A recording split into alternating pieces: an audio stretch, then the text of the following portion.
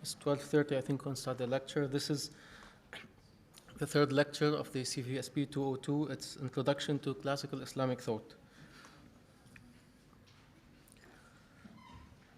When we say classical Islamic thought, we usually mean the period that stretches from the time of the Prophet to the fall of the Abbasid Empire, usually dated 1258. However, even this period can be divided into more or less two phases. There's the phase where the empire was being built, which roughly stretches from 632 when Muhammad died to 750 when the Umayyads fell. And then you have the second phase, which stretches from the time of the Abbasid Empire, 750, to its fall, 1258. Within the second phase, which is something like 500 years, you have a particular century, 946 to 1055, which is considered by many scholars to have been the Renaissance of Islam. It's the period when we had the most active production of Islamic intellectual thought. So let's begin with the discussion of the first phase. When Muhammad fell, Islam was only a religion that covered the Arabian Peninsula. However, within a few decades from his death, we can come to see that the Arab Empire extended to include Spain on the western border and India, or parts of the Indian subcontinent, on the eastern border. These definitely were very massive development on the scale of historical event. However, they also compelled these new conquerors to consider new challenges. How can you govern Spain and India from Damascus, which was the capital of the Umayyad Empire? If you want to conduct such a massive activity, you need to develop a system of communication, you need to develop a bureaucracy which at least enjoyed some independence from the centers in order to function. However, it also had to be dependent on the center lest the empire shatter. So first we have these political challenges. Second, we have the social repercussions. These new conquerors, Muslim armies, Arab armies, name it whatever you want, moved from being impoverished nomads, from being desert residents, from being Bedouins who had very little exposure to the delicacies and complexities of urban life, to being the masters of most of the ancient world. They are now the masters of cities as affluent and as prestigious as Alexandria in Egypt, as Damascus, Al-Madain, the capital of the Persian Empire, which no longer existed at the time. All these cities were considered among the most affluent cities of the world, and they are now being ruled by nomads who, a few decades before that, were totally unaware of the complexities of this sophisticated lifestyle. You have also the cultural encounters. When a new movement takes over the largest stretches of the known world at the time, this new movement had to, one way or another, to define itself and introduce itself to these new peoples. Now, these Arabs came from the heartlands of Arabia, basically in the form of nomadic armies, having an ideology which we now consider to be a religion, Islam. At the time, this ideology had to be defined. Who belongs within the fold of this new ideology and who doesn't? Who is to be considered a Muslim and who's not? Arab tribes, Christian Arab tribes that helped the new conquerors take Syria, for example. They were Arabs of blood, but they were Christian of religion. Would you consider them part of this new movement or not? With time also, we had to consider these non-Arabs who started converting to Islam, especially in the regions we call now Iran and Iraq. Would you consider them full-fledged members of the new ideology and the ruling class thereafter, or also they are to be given less rights by dint of being non-Arabs? These were a number of questions that the new wave of conquests had to face. For the first century of Islam, all these questions, one way or another, were negotiated at a slow pace. However, with the next phase, especially with what I termed the Renaissance of Islam, that century of immense cultural activity, we had three major developments that helped answer these questions. First, you have what we call acculturation. Acculturation is a movement by which people from different cultures come together to form one unified whole. It doesn't have to be homogeneous or monolithic, but it has to convey some sort of unity. So acculturation took place, and it was roughly through the imperial apparatus. Now the capital is Baghdad. Baghdad was built around that time. The capital is Baghdad, and what we are looking at is no longer a number of separate entities and distinct identities. We start to have a sense of one unified identity across the empire. It doesn't have to be religiously defined. However, we have a very high rate of conversion to Islam. So basically, by the end of that century, we know that at least Egypt and Iran and Iraq became majority Muslim countries. Syria was the last among Syria, including Lebanon and Palestine nowadays. This part of the empire was the last to become a majority Muslim part. Egypt, Iran, and Iraq became majority Muslim around that time simply because of the high rate of conversion. Now, the reasons of conversion need not to be of concern for us here, but you have to keep in mind that it was not solely because of the beauty of the teachings of Islam. If you convert away from your religion and you join Islam, you pay a considerably smaller tax, which is a very big motive. You have also the translation of pre-Arab, pre-Muslim literature, particularly Greek and Persian literature, into Arabic. This translation also introduced these people to the literatures and philosophies of ancient peoples and forced them to reconsider their identity. When they claim that they are Muslims or they are the bearers of a new ideology, how would they relate to these traditions that are thousands of years old at the time, had to be defined in contrast to this new religion. You have also the problem of language. Okay, it's an empire that stretches from Andalusia to Pakistan nowadays, but it was not an empire which only had one language. You had people speaking languages as common as Persian, Berber in North Africa, Syriac, Aramaic, what have you. But this cannot be sustained if you want a successful empire. So with time, Arabic developed as some sort of a lingua franca, meaning it was a language of both bureaucracy and study. Slowly it took over. The translations were at first done through Syriac from Greek, but with time we get to a point where Arabic was considered a language that, although not used by everyone for their personal life, so people in Iran would still speak Persian for their daily interaction, people in North Africa would still speak Berber for their daily interaction, but Arabic slowly became the language of both bureaucracy, meaning politics, and culture. Now, with this scene, we start to look at the proper theological challenges. The first challenge that would come would be the basic questions of a human thought when it comes to theology. First, are we free to act, or are we driven and compelled by God to act one way or another? That's the classical question that we still face even now. This is one of the first questions to come up when people think about religion. And that was a question that the very first movement of Muslim theology took stock with. It was the question of whether we are free to act or not. The Mu'tazilis, and that's an important name for the rest of the course, the Mu'tazilis were the first to take up that challenge, and they argued that human beings, are totally free to act. They are not in any way subject to divine influence, and their decisions are totally free, and this is why they are to be judged individually in the afterlife.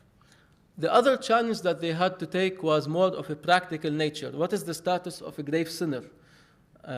If you forget about what you're seeing on TV these days, usually Muslims debated whether someone who doesn't observe the teachings of Islam is someone to be considered a Muslim or not. So someone who claims to be a Muslim but who doesn't refrain from breaking the laws of Islam, from drinking wine, from committing adultery, from neglecting prayers, from breaking the fast in Ramadan. All these questions were questions that forced them to think, do we count these people within the fold of Islamic religion or outside?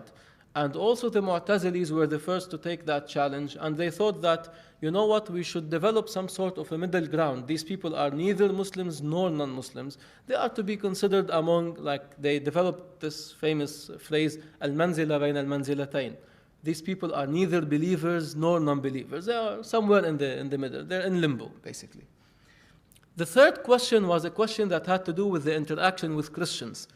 Some of you who were exposed to the teachings of St. Augustine previously in the semester know that at least after the time of St. Augustine, the concept of Jesus being the Word in a Neo-Platonist sense had developed in Christianity. And this also assumed that Jesus is divine. Now, when it comes to Islam, the question was about the status of the Quran. If we believe that the Quran is the word of God, do we consider this particular text, the Quran, divine or not? If we consider it divine, then why object to Christians believing that Jesus is divine? If we don't consider it divine, then why pay that much reverence to it? That was one of the main debates. And again, the Mu'tazilis were the first to take up the challenge and to say that the Quran is purely a creation of God. It's not divine in any way. It is a text revealed by God, yes, but it is not divine. It's something that God created just like He created every other thing. With time, another movement arose which was deeply troubled and annoyed by the Mu'tazili attitude. Keep in mind that in all three positions of Mu'tazilism that we counted now, Mu'tazilism was basically responding to non-Muslim challenges. They were responding to Christian challenges, they were responding to non-religious challenges, as in the question of freedom of choice, and they were responding to some sort of a social challenge that had to do with the status of the grave sinner, a person who doesn't observe, what you now call non-practicing Muslim. That was the term for it back then. So the annoyance with this Mu'tazili aspect arose among traditionalists. Traditionalists, Ahl al-Hadith, you would call them in Arabic. And they are not traditionists, they are traditionalists. So people who believe that the letter of the Hadith, the traditions from Muhammad, should be the most important thing and not rational argument and debate. So they first said that the Mu'tazilis have gone a bit too far in saying that we can debate with other religions, that they have made a huge concession to non-Muslims when they said that the Quran is not created, created in time, and that they abused political power to force their own beliefs. Keep in mind, at some point in the early 9th century CE, a certain Abbasid Caliph, Al-Ma'mun, wanted people to follow Mu'tazili doctrines. Now, whether Mu'tazilis had to do with this or not is a different story, but public perception was that the Mu'tazilis were asking political authority to force people into believing its own doctrines, and Mu'tazilis later on paid dearly for that. So these Ahl al-Hadith responded by saying, we only abide to the letter of the law as it appears in the Quran and in the words of Muhammad, that we will not accept the interference of political authority in our doctrines, and that the Quran is not created in time. Al-Quran, Kalamullah, غير مخلوق. It's not created in time. That is a position that appeared in the early 9th century and spearheaded by a name that most of you more or less have heard it, Ahmad ibn Hanbal, after whom the Hanbali school of law still exists. So basically here we are looking at two extreme positions. One position is the Mu'tazili position, which extolled the virtues of resorting to rational argumentation, and the traditionalist position, which strictly adhered to the letter of law. It was a literal school. A third way emerged slowly, and this third way is what later became Sunni Islam in the broad sense. The third way is Ash'arism. Ash'aris are a school, and that's also an important name to keep in mind. Ash'aris tried to navigate a middle ground solution. Although they were agreeing with the traditionalists in the core of the assumption, they agreed with the Mu'tazilis that actually you can defend your assumptions using logic and arguments, and you don't have to quote a line from the Hadith or the Quran every time you want to discuss anything with someone. So basically, they borrowed the Mu'tazili ways and the traditionalist position. So they say the Quran is not created in time, just like the literalists said or traditionalists. However, they said that they can argue for that position by using a method that the Mu'tazilis cannot refuse. So this is basically the first Muslim response. All these three groups I just mentioned, you can call them roughly theologians, mutakallimun, because they were able to discuss questions of religion using rational discourses, and because their main concern was with the Quran, which was believed to be Kalamullah, so they are mutakallimun. This took something like 1 century, short of that, a bit short of that. Then we have the school of philosophy. Philosophers were people who thought that they can still discuss religion in terms of argument and rational debate. However, they thought that the proper place to look for rational arguments is not the books of theologians, mutakallimun, but the books of Greek philosophers. So in a way, you can think of philosophers as the first clearly self-identifying movement in Islamic thought that resorted to the teachings of non-Muslims. Non-Muslims here being Greek philosophers from ancient times. Philosophers said, instead of relying on these what they considered to be the bad arguments of theologians, what you can do is look at the books of Aristotle and Plato and look for the proper arguments. And you can actually arrive at the truth of religion using these arguments. So instead of quoting the hadith or trying to argue with someone who is quoting the hadith, philosophers said that they will only proceed along the lines of rational inquiry. Now, of course, theologians did not like this. They said that when philosophers say that they don't have to rely on the teachings of theologians, but they can rely on the teachings of Greek philosophers, none of whom was a Christian or a Jew to begin with, let alone a Muslim, then these philosophers are, even though they are operating within a Muslim milieu, they were practically being slaves of non-religious ideology. So theologians attacked philosophers from early on for being people who are just enamored by these Greek names, the big names of Aristotle and Plato, although they were not producing any better arguments than theologians. And then you have the other confrontation which took place between philosophers and traditionalists. Philosophers thought that these traditionalists are practically fools. They thought that eventually they are unwilling to use their rational capacity to any extent. Not unlike theologians who by philosophers were considered people who are practicing their rational capacity but in a bad way. Philosophers thought that traditionalists, Ahl al-Hadith, were stupid people who were just quoting lines, not thinking about them, not even bothering to see the blatant contradictions in them, and they are forcing people to follow the letter of law without thinking about it. A famous verdict or a famous slogan that was used by philosophers was that you can always compare a philosopher's intellect to a fool's letter. Now, of course, if you're called a fool, you're not going to be nice and retaliating. And this is what happened. The traditionalists issued their famous response along the lines of, whoever studies logic is becoming a heretic or is basically apostatizing. Man tamantaqa faqad tazandaq. Whoever is working on logic is considered a non-Muslim. Now that was a very harsh response by traditionalists to philosophers. And then you have something that you probably heard of recently, Sufism. Now it's used in a very cool manner, which doesn't reflect the historicity of what happened. Mystics thought that all the three currents that I'm just discussing, meaning philosophers, theologians, and traditionalists, all the three currents were considered by mystics to be currents that lost the message of religion. All three of them were people who were arguing about religion and who are missing what is really the heart of religion, which is moral edification and the development of a human character. So instead of thinking about the minutiae of ritual law or about certain abstract concepts, mystics thought that the heart of religion is developing a moral character based on the love of God. And of course, mystics also thought that in order to get there, you have to go through a period of asceticism, zuhd. So you cannot have a luxurious lifestyle, you cannot be basking in luxury and then preach about the love of God or about treating people well, which is, by the way, in a way, a criticism of philosophers and theologians who were known for living in luxury. So mystics developed a different answer, which was premised on living in an ascetic lifestyle and basically caring more about the moral teaching than about the details of law.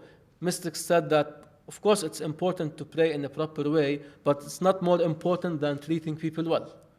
So with time, mysticism also came as a response to all three, and it came a bit later, although it started to command more popularity as time went by.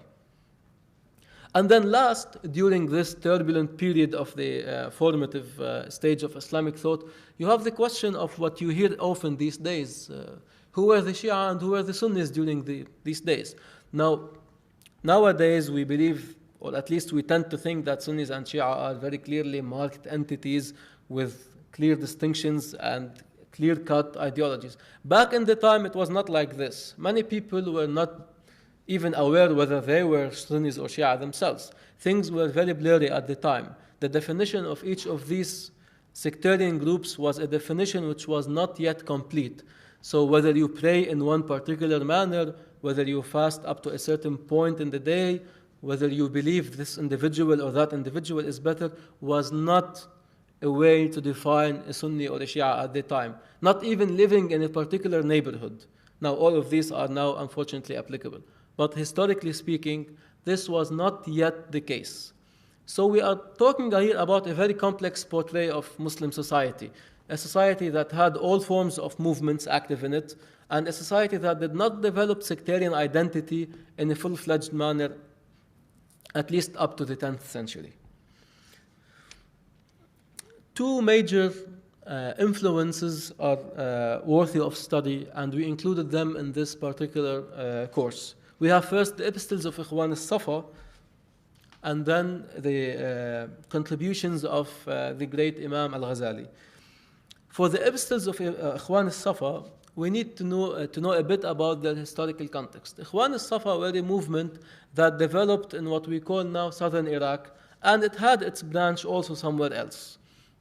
Ikhwan al-Safa was a fraternity of people whose names are not known to us, at least not in full and not in certainty, and who were set on producing some form of an encyclopedia that encompassed all the teachings known to their people.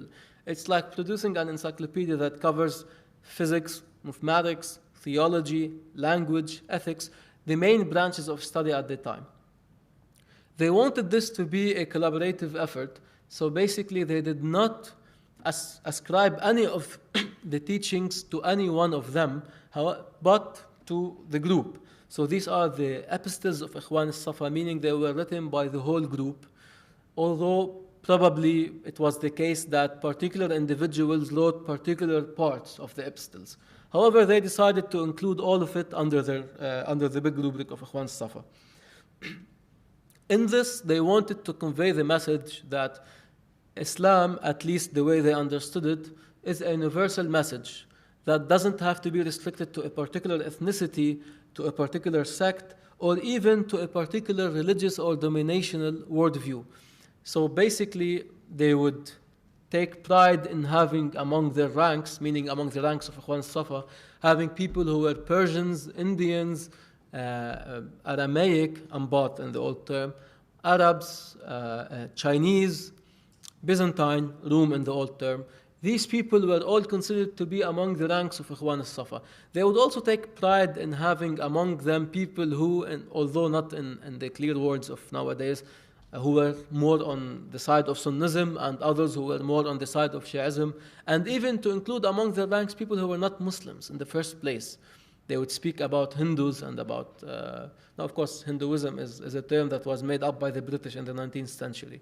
But in that old language, they would take pride in including among them Christians, Jews, and people who are followers of what we would call now Hinduism.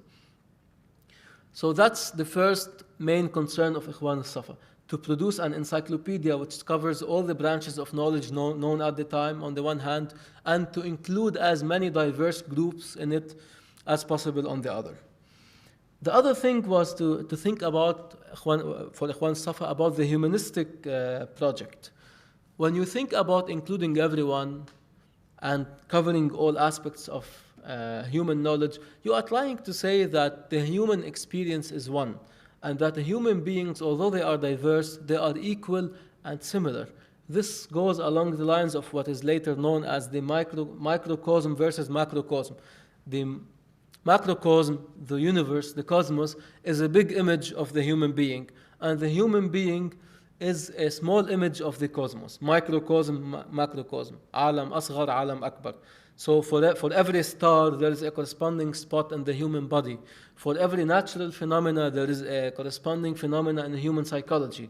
They would think of humans as being exemplars of the universe, and the universe as being an exemplar of the human.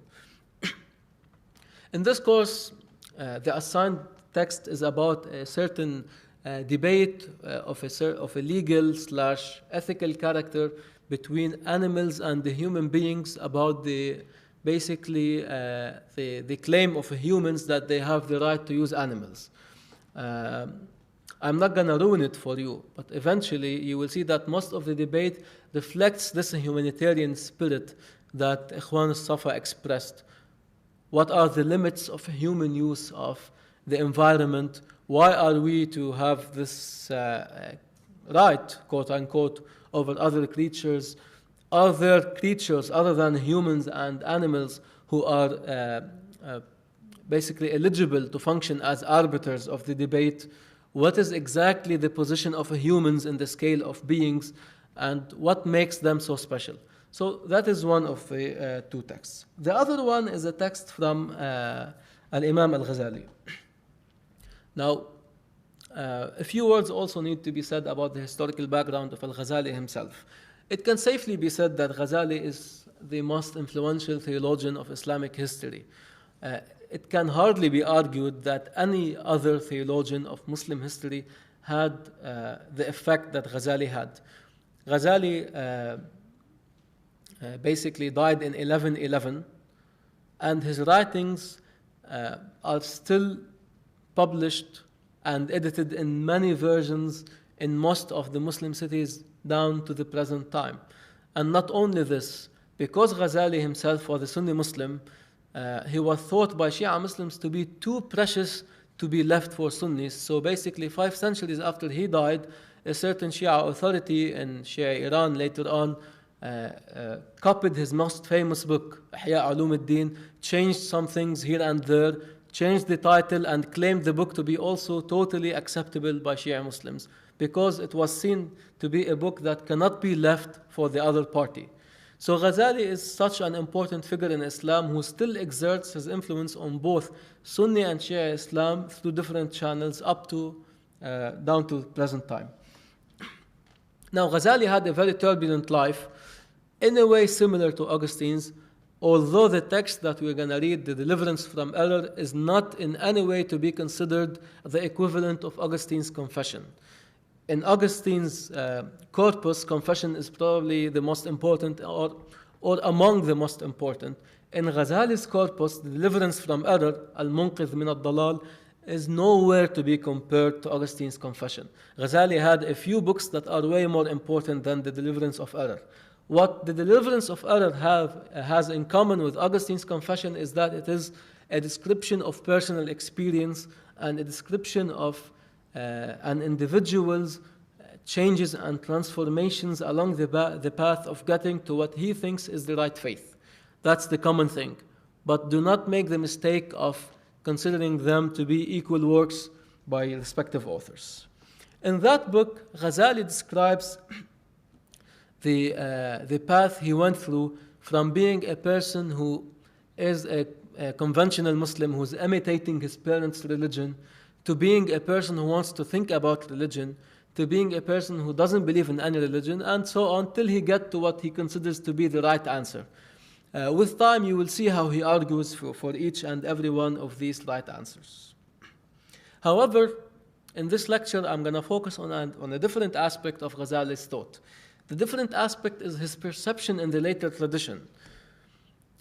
When seen from the vantage point of the later tradition, and as centuries go by, Ghazali is more or less credited with being the, if you want, the great synthesizer of different traditions.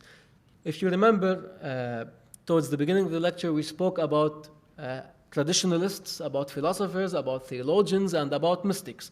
And these were considered contending movements and worldviews that were more often than not in conflict with each other, and that probably resorted to very dire accusations in their interaction. Nevertheless, Ghazali is credited with the great synthesis of these supposedly opposite worldviews. He developed a certain intellectual platform that was designed to answer the needs of each of the views, but not, of course, on equal terms. Like what happens whenever you are trying to reconcile more than two groups, you will not eventually do justice to every one of them. You will more or less be inclined to favor one of them, although you will try to create an answer that will satisfy some of the needs. Ghazali did exactly this. So first, when it comes to traditionalism, Ghazali was not happy with their narrow-mindedness as he saw it, and with their literal approach. However, he saw the value of trying to ground yourself always in the letter of Scripture, and trying to justify your beliefs and your practices in the word of the Quran or in the traditions of Muhammad. He saw that as a Muslim, this must be something of a great value and cannot be discarded simply because traditionalists are not intellectual enough or because their methods are not rigorous. So he emphasized on the value of these traditions in guiding us towards our moral ends and in teaching us about the purpose of religion. He also saw the value of using the traditions as arguments when reason cannot settle a debate. So basically, if I'm arguing with someone about a religious viewpoint and none of the two rational arguments delivers what should be the proper answer, Ghazali thought that it is very legitimate, and actually more than legitimate, it's obligatory to resort to what the law has to say. The law here meaning either the word of the Quran or the words of Muhammad as transmitted by subsequent transmitters. So basically that's the first approach. So with traditionalism, he said that it's not enough, but it's necessary.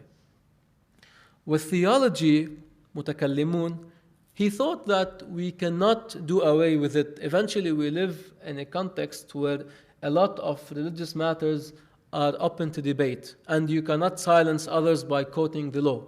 However, he also saw the danger on relying particularly on arguments and theological debates, because if you build your own faith on arguments, chances are that you will meet a person who is even more dexterous at arguing, and basically you will lose the debate.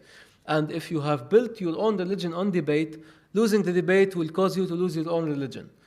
So he thought that basically as an effective tool, theology must be endorsed and must be cherished. However, it should not become our sole center of religious activity. With philosophy, he was way less tolerant than he was with traditionalism and with theology. He thought that philosophy basically is a pernicious activity that must be done only with great caution, because it can lead a person to become an unbeliever simply because he or she is following the teachings of non-Muslim authorities and taking their word for granted. And basically, when we look at the tradition from the vantage point of later centuries, we see that, at least as the main story goes, Ghazali's main influence was here, meaning in the negative effect he was able to inflict on philosophy. Last but not least, mysticism. Ghazali thought that after we go through these traditions, it is mysticism that should allow us to have an answer to our religious queries, because it has a very important, not only moral aspect, but also an important psychological aspect. Mysticism speaks to the psychology of the human being, not only to his body and not only to his mind and intellect. It speaks to his emotional side, to the less certain aspects of a human experience. And this is what makes it a very satisfying current that eventually, according to Ghazali, must be considered the sublime road to salvation. So in our quest for salvation, the first three currents of thought can be consulted. However, it's only mysticism that delivers the answer. I leave the rest of the debate to be carried out in section and in class meetings. Thank you.